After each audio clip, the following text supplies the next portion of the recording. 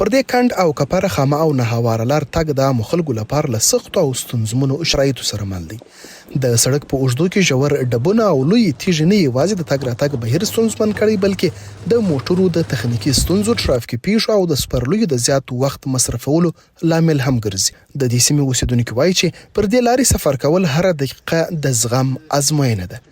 45 کلن عبدالصمد چې د کجکي ولسوالۍ د اجخیلو سیمه اوسیدونکی دی وایي څو ورځې وړاندې د کورنۍ یوه ښځینه غړې د خرابو لارو له امله پر وخت روغتون ته ونه رسېده او په لاره کې یې ساه ورکړه. نوموړی له دولتي مسؤلینو غواړي چې د یادې ولسوالۍ د سړکونو خرابوالي ته جدي او بیړنۍ پاملرنه وکړي څو نور خلک له ورته برخلیک سره مخ نشي. قدرت الله هم د یادې سیمې یو بل اوسیدونکی دی وایي له دې ستونزې له کلونو راهیسې کړېږي خو لا هم ورته عملي حل نه دی موندل سوی. اوس له اړونده ادارو غواړي چې ژر تر ژره دې د دغې ستونزې د حل لپاره لاس په کار سي. تقریبا نن یې 5مه ده، یو زنانه مریضه شوله خو د خرافیت په وجه باندې چې ما تر کلینیکه رسوله په دا موټر کې ساه ورکړله. بیا چې مو کلینیک ته ورسېده حاجي ډاکټر ابراهیم صاحب چې خپل فشار اله باندې وګرځول، باره یې وویل چې دا هم ځنډولی دی خو مقصد د فشار مریضي وه، نو دا چې تاسې وختي راوستل وای نو مال وختي به اعلان نه کېدل.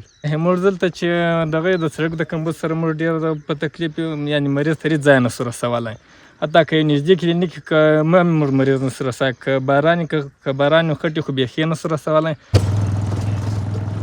ورته مهال د هلمند د والي ویان مولوي محمد قاسم ریاض امید راډیو ته وویل چې د کجکي ترڅنګ د یو شمېر نورو ولسوالیو د سړکونو د خرابوالي ستونزې له مرکزي ادارو سره شریکې سوي. د نوموړي په وینا د بودیجې او تخنیکي امکاناتو د برابرېدو په صورت کې به د دغو لارو د رغونې عملي کارونه پیل سي. مولوي ریاض زیاته کړه د هلمند ولایت مقام په مشرۍ یو ګډ لوړ رتبه پلاوی د هلمند د ټولو ولسوالیو ته ولاړی. د هغوی عمده او مهمې ستونزې یې واورېدلې چې په هغه کې دغه د عمومي لارو ستونزې هم دي چې د ځینو ولسوالیو فرعي لارې یا عمومي لارې خرابې دي، کنډو کپره دي.